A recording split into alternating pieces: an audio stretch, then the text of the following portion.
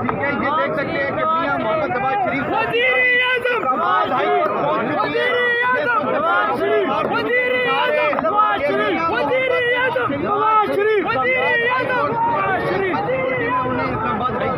लेके जा रहा है। ये देख सकते हैं सबसे पहले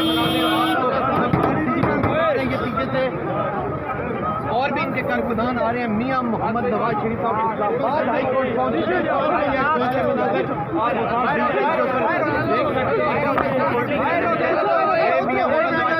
गाड़ी